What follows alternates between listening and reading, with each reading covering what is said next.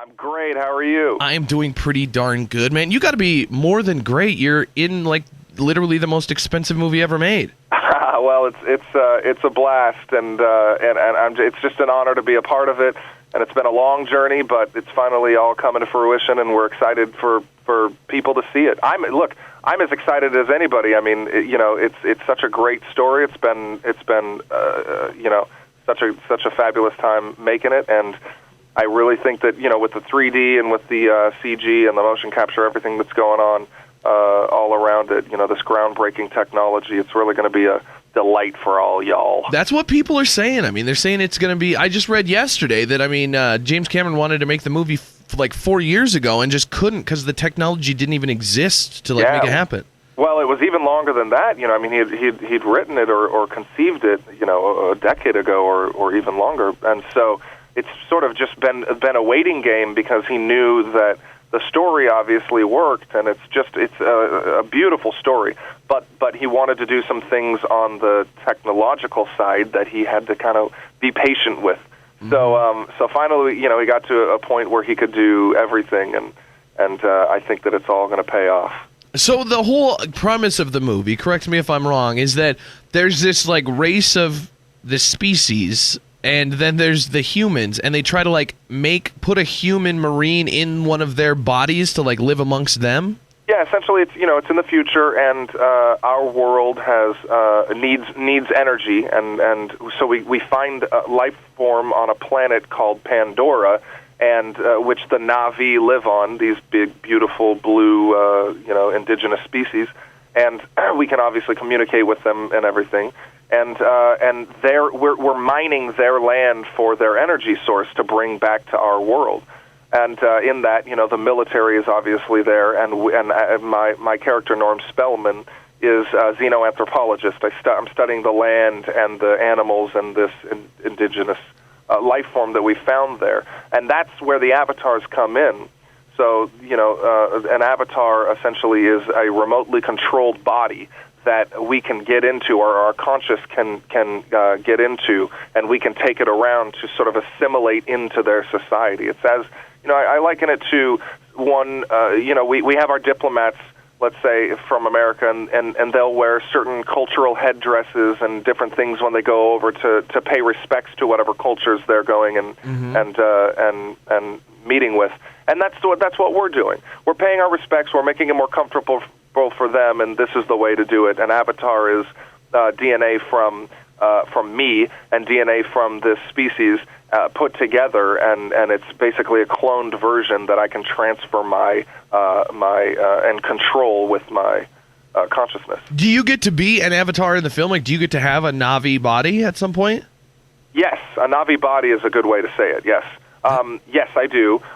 Me and Sam Worthington, obviously, and Sigourney Weaver, and we travel around. And again, we're kind of like the diplomats, trying to help with an understanding between these two races, these two species. So when you're in the Na'vi body in the film, is it like motion capture? Do they put the little sensors on you, or is it just you doing a voiceover for the CGI thing? You got it. It's all motion capture. We spent a long time in a big gray space, basically taking it back to black box theater.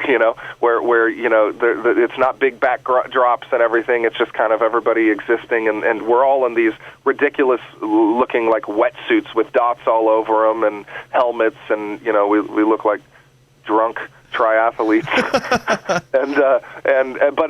but it's sort of everybody looks ridiculous, so it's sort of equal playing field. Yeah. So we're all like by the end of the day, we're like, okay, we're over this. Let's just start acting. But there's something nice about that because you're able to imagine the world that's around you, and of course you're seeing pictures. And Jim Cameron being at the helm of all this, he's every little the finest detail and the smallest detail has been covered. So there's no stone left unturned. We know where we are and what we're in. In fact, we took time and went to Hawaii and tramped around the jungles and rehearsed the lines so that we could feel how it felt to slip in mud or grab onto a tree and break a branch and just all of it so that we could bring that back to this big, giant, open gray space and let our imaginations run wild. That's awesome. Was working like alongside James Cameron and Sigourney Weaver and people like that almost as stimulating as working alongside Paris Hilton and The Hottie and the Naughty? You had to do it, didn't you? The son of a gun. I love Paris. She's been on the show, too. She's great. Oh, good. No, and we're still friends. She is such a great gal. Again, I can't say enough about her. She's a businesswoman. She's done great for herself, and I like the fact that, obviously we've both been busy, but she's really sort of stayed out of the limelight as of recent, just to kind of, take herself to the next level, and I think that that's good. I think that, again, this is all from a backbone of being a good person. Mm-hmm. Yeah, I'm with you on that. I have nothing bad to say about her. In the future, after Avatar, what else do you have going on? Anything exciting? Yeah, I got some fun stuff coming out, and obviously, I'm on Bones, and we have a really fun episode coming up where we do some cross promotion. So it's my character Colin Fisher on Bones. I'm essentially taking the guys on the show to the Avatar premiere, as if I'm not in Avatar. So that's cool. Yeah, it's fun, and there's levity to the show. It's a great format. The show's a great format to do something like that on because it doesn't take itself too seriously, and we have a good time. I mean, the actors on Bones are, first of all, they're great actors, but second of all, they're good people. So they all had a really good time, doing the episode about Avatar. I'm like, okay, you guys, you got to sell out a little bit with me as well. So just go with it. Anytime you refer to the movie, make sure to mention it's the greatest movie ever made. Wow. I can't wait to see it. I think it's going to be very cool. I know all my friends are looking forward to it. It's James Cameron. It's the technology. It's the story. It's all of it. The movie is Avatar. It opens December 18th. Joel David Moore, I love most of the stuff you've done so far, and I bet Avatar won't be any different, man. Thanks for being on the show. Well, thanks a lot. Thanks for having me. See you, Joel. The Big J Show. Weekday mornings from 6 till 10 on Billings' #1 hit music station, Hot 101.9.